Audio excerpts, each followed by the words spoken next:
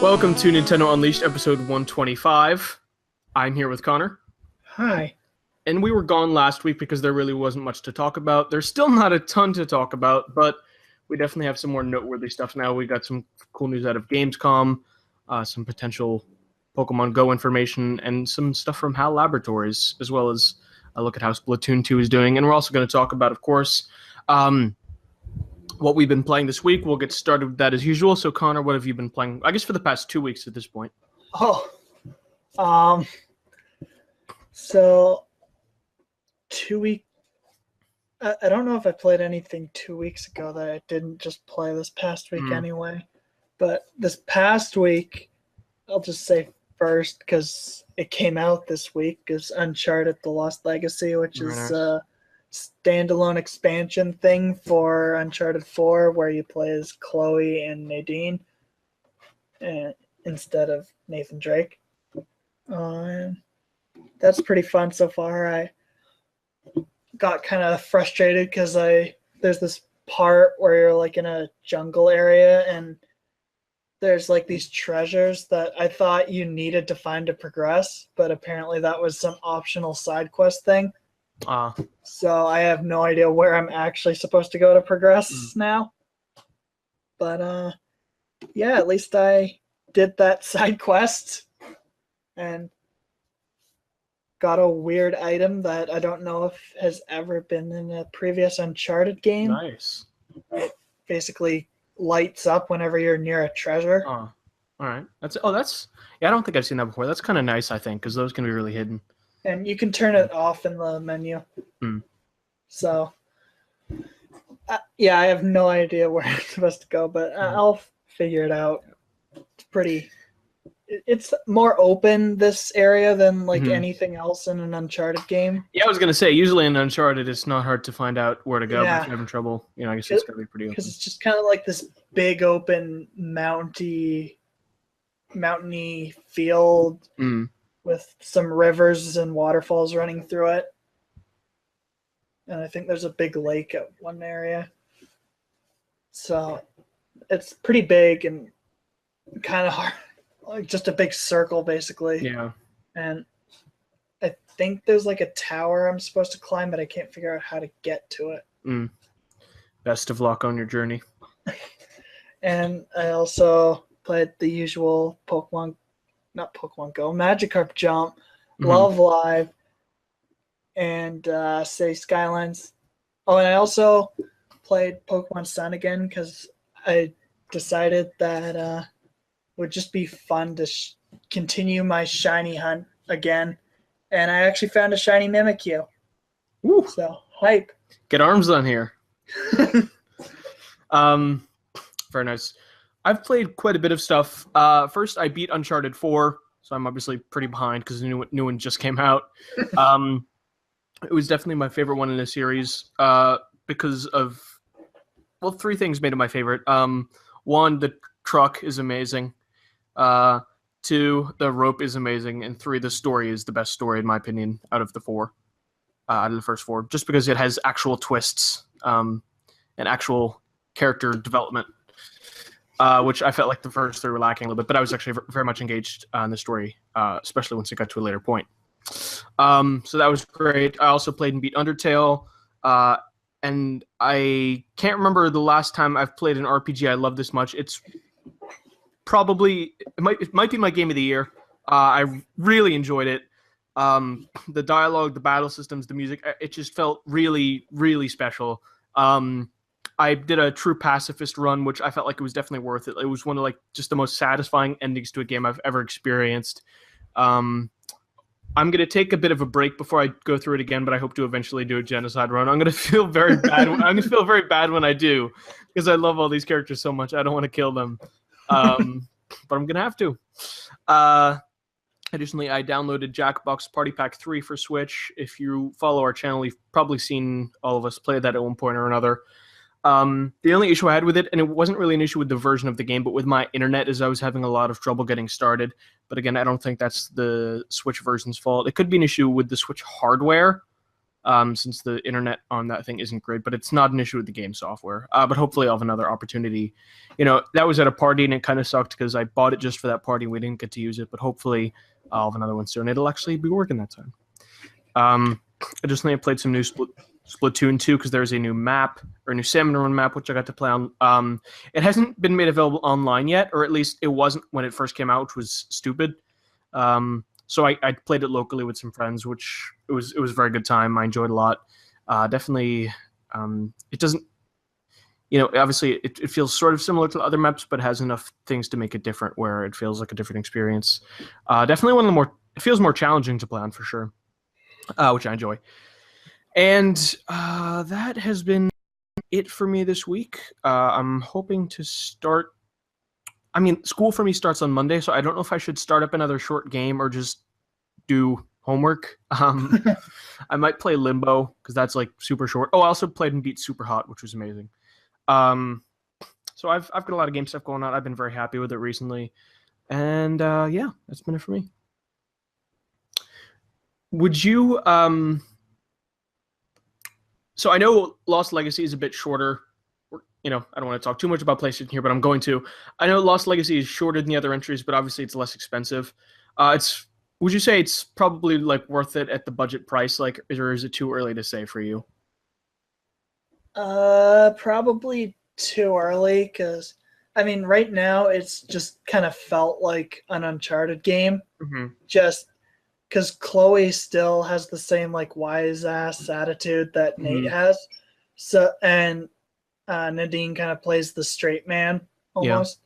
So it kind of feels almost like just a gender swapped Uncharted. Okay. Like I'm not saying they're the same exact same characters, because there are a few things different. Like when you're sliding on the on like ropes in Uncharted 4, Nate like uses his gun, whereas Chloe's using her her rope. So they're adding some character traits to it. And so far I haven't seen any use of the pick that Nate uses in Uncharted 4. So it's closest to 4 of all the games, but there are some differences still. And there's the Jeep, and you have to use the pulley thing. I forget what it's called. Yeah. Yeah, I'm definitely looking forward to playing as someone else. I always enjoyed the bits in the games where you either play as like young Nathan or play as someone else entirely. So I think I'll enjoy a full game of that. I'll probably pick it up. I don't know. I think $40 probably seems fine. I probably should have pre-ordered it if I wanted. What is it that it comes with again? Like the first Jack and Daxter. Yeah. So not a big deal, but I'll get around to it sometime. Anyway. The Nintendo download for this week, it's not a lot of stuff on here, but there's definitely some stuff which sounds pretty promising. First up is listed on here, but it's not out until August 29th, Mario & Rabbids Kingdom Battle. This is a Ubisoft-developed strategy RPG. I imagine most of you are probably already familiar. It's weird because, we're used to Nintendo games coming out. Well, they used to come out on Sundays, then they started coming out on Fridays, but this is weird because it's a Mario game that comes out on a Tuesday, because that's just how Ubisoft does things. I am personally going to wait to pick this one up. I like the look of it a lot, but that's a day after I start school, and I don't need that kind of distraction. I think it looks great. I'll probably pick it up. I want to get it before Christmas, but I'll maybe I'll get it once I beat Mario Odyssey or something like that. Which I do plan on getting hopefully day one because it's Mario Odyssey. On the Switch eShop, Forma 8. This game came out on the Wii U. It's sort of like an exploration-based game. It almost has a Metroid vibe. I played the demo. Reviews for it are very good, and it's visually simple, but it has great performance. I think it's a great fit for the system. $10, and good value for looking for like an exploration-based game. Pixel Lines DX, which here is described as a blend of Picross, Sudoku, and Jigsaw puzzles.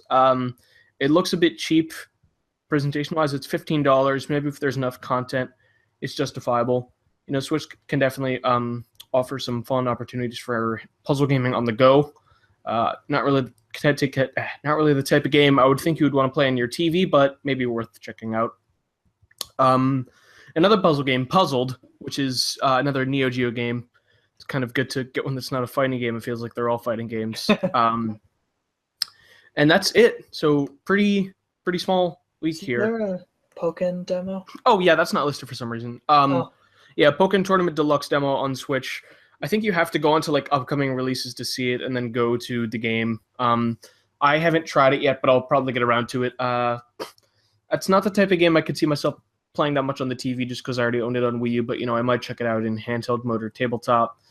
So yeah, that's available too. That game comes out September something. I think like mid-September. So look forward to that too. If you played it on Wii U, I believe there's a fighter who's brand new, and they've also included fighters that were previously only in the arcade version. So there's a good amount of new stuff there. Anyway, I'm going to have to give pick of the week to Forma 8 just because Mario & Rabbids isn't out yet, and I don't really know if the other two games are very good. This one I know is good, and if you enjoy Metroid or another game that is kind of similar to is Affordable Space Adventures, if you've ever played that game on Wii U, there's not as much management, but it has a similar like sci-fi flying vibe. And again, that's $10 on the US eShop, so do check that out. Anyway, so I think Connor was doing some research before the episode, so hopefully he'll be able to provide an analytical look at this next story. But it looks like we have a possibly early look at Generation 3 of Pokemon and Pokemon Go from Joe Merrick, who I believe, what site is he for again? Serby, yeah. So yeah, I'm not sure what his source is, but he said it's just general data miners have been posting it online. Got it.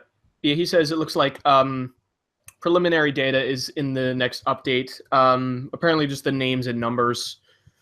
So Connor, how long do we remember, or did you find out when Gen 2 was first data mined? I couldn't find that. However, what I could find is that the main bulk of the Johto Pokemon were added in late February. All I can find is will be added February in articles posted around February 17th and 18th. So I'd imagine some point between the 18th and 28th of February. Gotcha.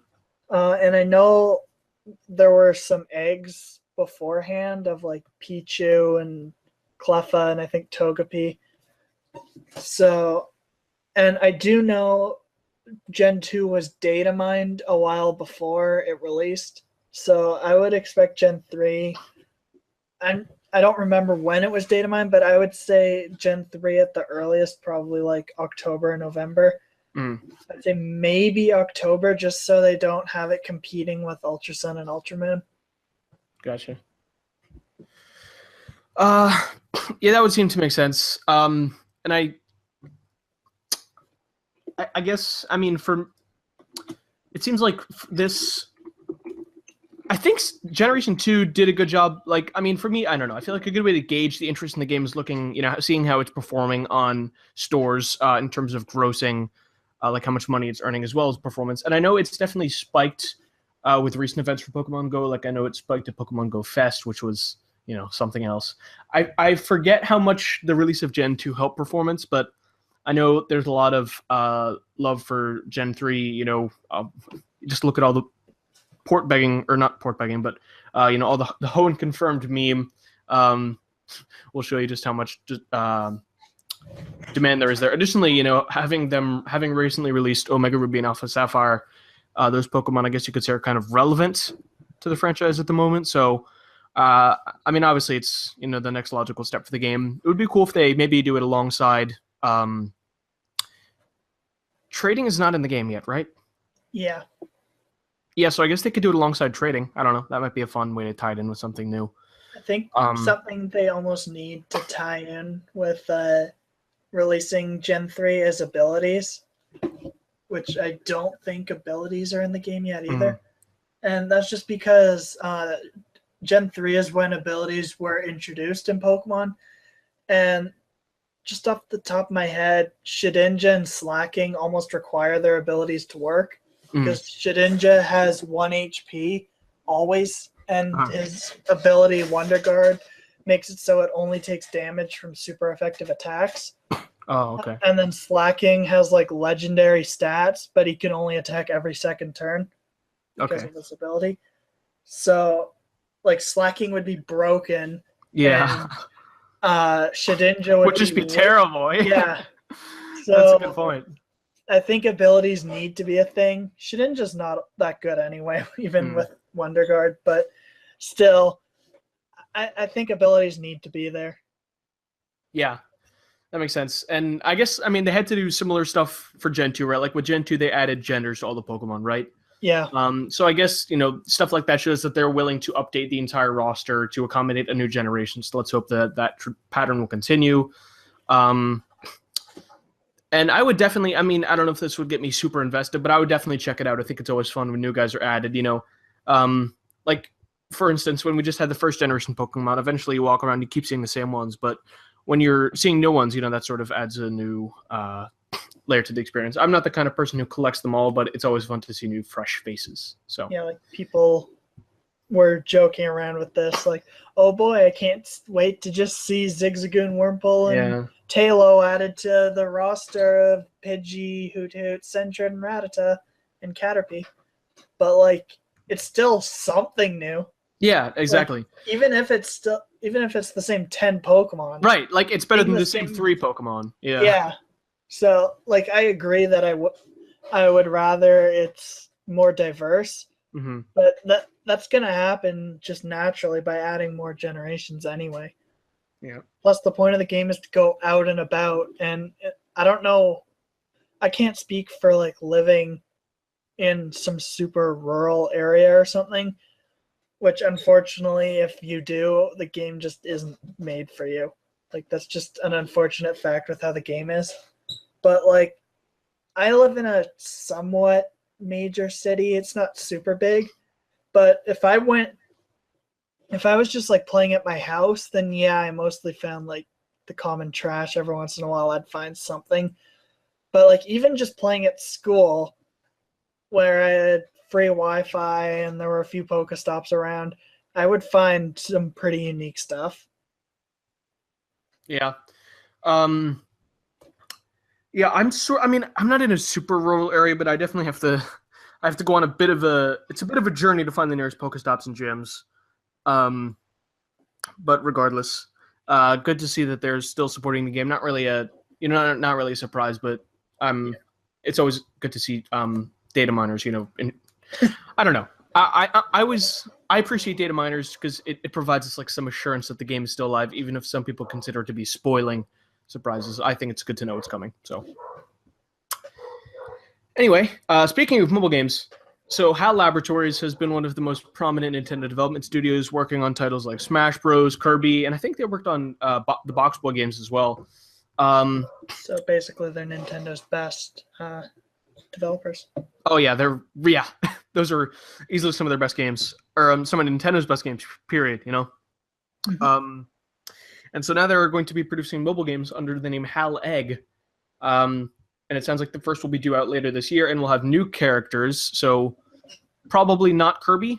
I personally definitely hope Kirby eventually makes his way to mobile, because I just think Kirby would be a great fit for smart devices. I think a cute character like that would do a good job drawing people in.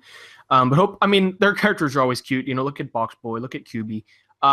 So hopefully they're able to make it cute and fun. I'll definitely check it out because I love all their stuff. They also worked on Picross 3D Round 2, which was pretty exceptional. It'd be interesting if they were to make a Kirby game, to make it like that one on, I think it's Game Boy Color, that had the really big cartridge and you tilted your whole Game Boy. Yeah, tilt and tumble. Yeah, that's it. Because especially on your phone, that would work a lot better. Oh, that would be perfect. Additionally, Kirby has so much potential for mobile. So there's Tilt and Tumble. There's also the Canvas Curse games, where, like, again, that's perfect. Yeah. There's also the Kirby's Dream Course, which is like that. If you remember, I think it was on the NES. It was like this Kirby mini golf. Oh, yeah, I think that was Game Boy. Okay. Yeah. So there's certainly actually, was that the Game Boy? Was it Super Nintendo? I don't know. Regardless, there's a lot of potential for Kirby on mobile, with existing games that can be adapted. So I certainly hope, A, cute character, and B, the control schemes would translate pretty much seamlessly. So hoping for Kirby, but I'm also excited for whatever they bring. Of course, I think I want it to be a chicken as the character because it's Hal Egg. It's only natural. So then I guess they answered the question there because the egg came first. Oh, well, folks, there we have it. Shut down the research. Hal's got it all figured out. Anyway, look forward to that. Hopefully we'll hear more soon because it's almost fall. Still haven't heard much about that Animal Crossing mobile game. I'm starting to be afraid that's going to get delayed, but we'll see. Hopefully we'll hear about an Animal Crossing Direct soon. Anyway, Pokemon Worlds went down. I couldn't tell you much about that. I know Pokken Deluxe was playable. That's honestly all I know. It was a decent tournament, I guess. It had a lot more variety than last year. I don't know if you remember last year's roster stuff, like the top teams, what they all used. But were they all pretty much like the same or like a small amount? Or yeah, there were like 4 Pokemon that were on almost every single team. Okay. This year there was a lot more variety, and there were some Pokemon you almost never see, even just in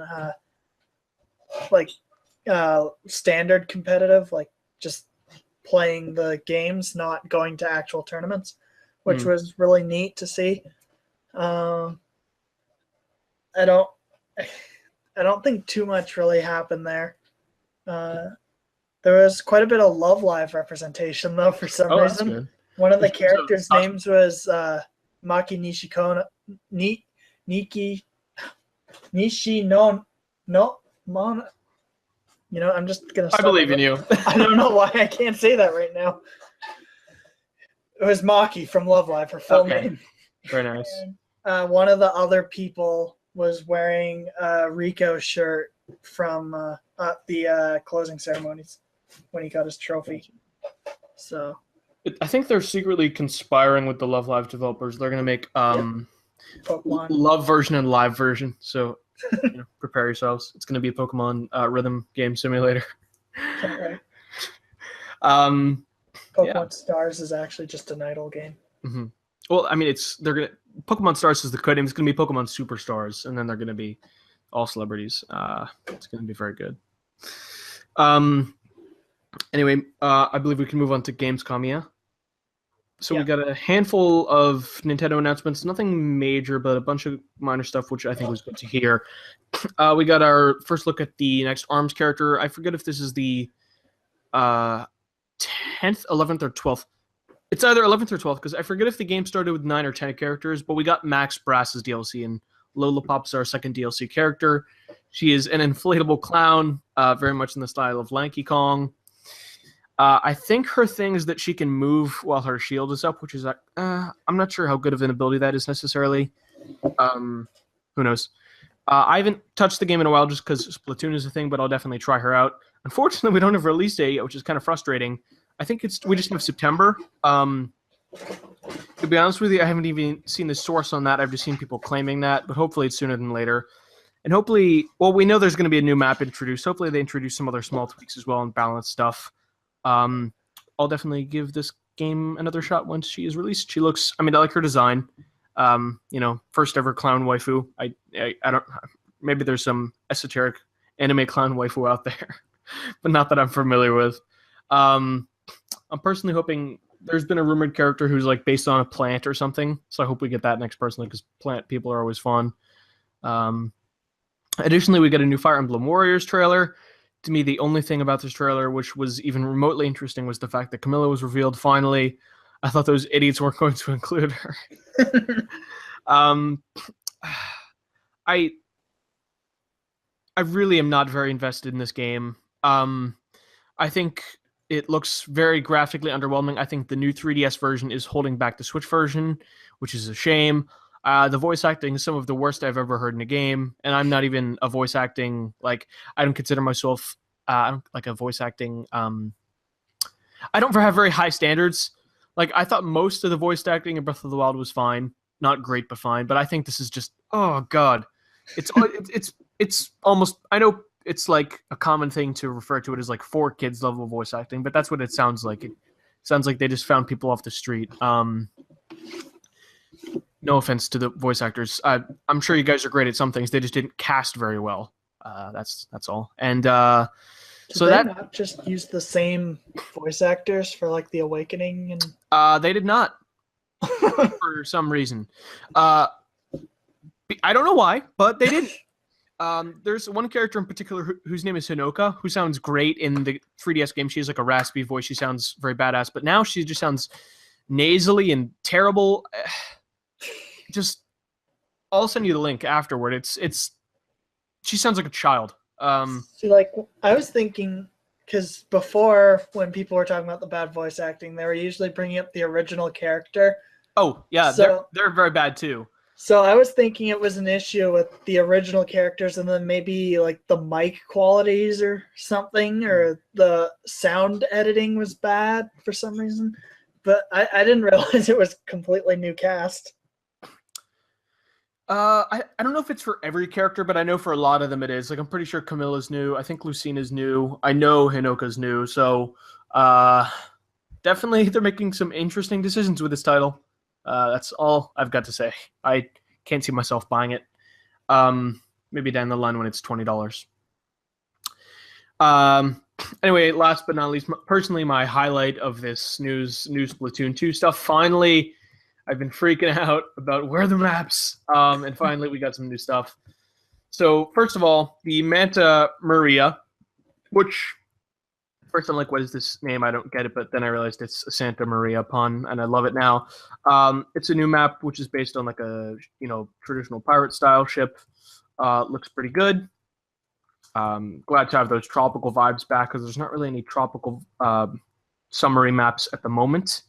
The first game had a lot of those, like Camp Sugarfish and Mahi Mahi Resort, so good to see some of those blue skies coming in. The Bubble Blower is a new special weapon. People already knew about this. They already showed it in the Splatoon Direct, even though it wasn't in the game. Essentially, I think you can blow like 3 giant bubbles, and then either you or other people on your team can shoot them to cause them explode with your color ink. I think if enemies shoot the bubbles, they disappear but don't explode. I'm not positive, though. Yeah, that's what the video said. So it sounds like your enemies can't really use it against you, which I guess is nice, but they can prevent you from using it, essentially. And there's also Lost Outpost, which is a new Salmon Run map, which I spoke of earlier. I got to try out. It's pretty cool.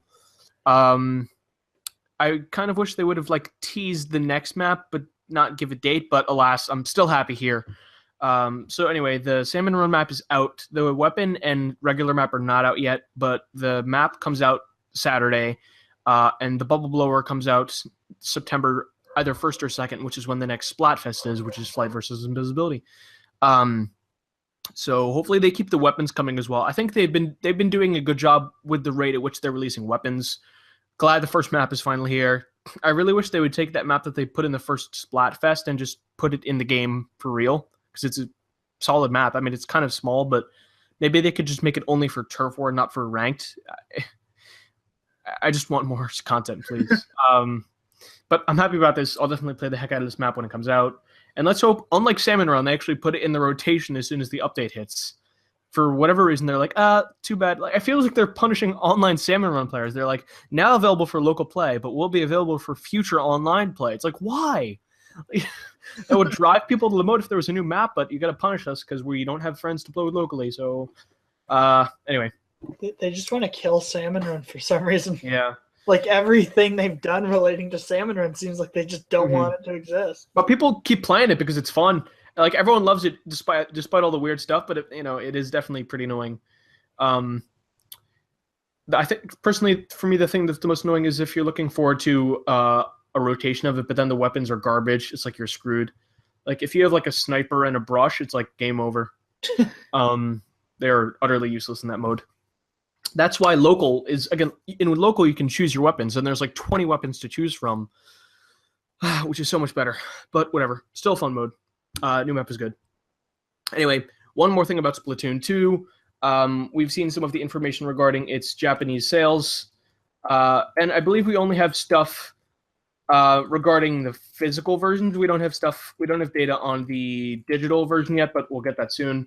So first of all, it's past 1 million sales in Japan alone, which is pretty darn good.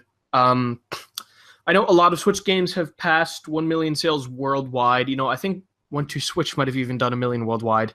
I know ARMS did, Zelda obviously, and Mario Kart are doing much better than that. I think they've got like 3 or 4 million. But now Splatoon is 1 million in Japan alone, and I imagine hopefully by the end of August it'll be 2 million worldwide. I imagine it's close to 1 million in North America and Europe combined. Obviously, it's not as big here as it is in Japan, but I've still been seeing a lot of talk. Additionally, the attach rate is very good. Nearly 70% of Switch owners in Japan own a retail copy of Splatoon 2. And again, this does not include digital, so it could easily be like 80 or 90% owners if you include digital, which is just insane. Switch has definitely been having very good attach rates so far, especially Zelda, which is like over 100%. Just because of all the people buying like special editions, which is still crazy to me. So yeah, game is performing well. It's not really a surprise, but just worth touching base. Switch is certainly not slowing down in Japan. It's doing well hardware sales-wise as well. We also saw the NPD, I think, for July, and so Splatoon 2 was, I think, the number 1, maybe? Yeah, I think it was number 1, beating out like Crash Bandicoot. So, props. Anyway, that's all for our news this week. Our poll is going to be relating to the Splat. Well, first we'll go over last week's poll, which was Pokemon, right? Yeah, which form of Lycanroc do you like the most? And we got a whopping 9 votes. Keep it up, guys. 44% said midday, which is which one. 22% said midnight, and 34% said dusk. So rest in peace, midnight form. Oh. Isn't that like the super edgy one? Yeah. Oh, it's the worst. Good riddance. You just dissed like probably one person. sorry, singular listener. Anyway, this week's poll is going to be invisibility versus flight, and that's for the next Splatoon 2 Splatfest. Invisibility is the one true answer, so vote invisibility. Flight. You know why. To be a pervert. No, dudes, you can win the lottery. How do you win the lottery while being invisible? You can sneak in and look at the numbers. With flight, I just never walk again. True. Or have to sit on the slow bus. Okay, well, so one of my best arguments, I think, is if people have a superpower, they're going to be either jealous of you or suspicious of you, and so that like someone's going to try to kill you or something or kidnap you. But if you're invisible, nobody will know that you have that superpower. If you have flight, anyone who can see you will instantly know that you have a superpower. And if you go to the U.S., you'll probably get shot. I'm just not going to the U.S. Yeah, just stay in Canada, you'll be fine. Just stay here. I'm not even going to go far. I'm just going to, instead of taking the bus, I'll just fly to school. Oh, my God. Yeah. Anyway, so be sure to vote in that before next week's Splatfest. Anyway, before we close out, just doing some housekeeping. Be sure to check us out on VidMe. You can follow us there if you're not about that YouTube life, or you can subscribe to our YouTube channel. That's BlazeKick Media, which you might be listening to. If you're listening to the YouTube version, be also sure to like the podcast and share it on Twitter, Facebook, wherever. You can subscribe on iTunes and Google Play Music, as well as leave a rating, 5 stars or bust.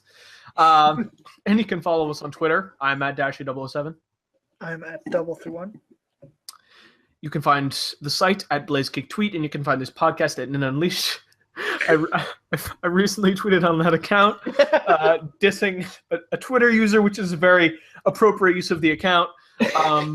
Be sure to visit BlazeKick.com to see everything on one place. It's the hub for Connor's writing, essentially. Hey, wait. There's a plug. Tyler.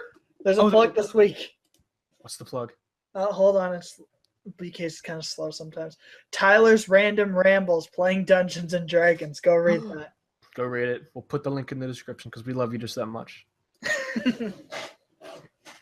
It's been so long since there's a plug, I forgot about it. Yeah. He also just posted it today, so like. Mm-hmm. Anyway, one more thing. Don't get cooked. Stay off the hook. Bye-bye.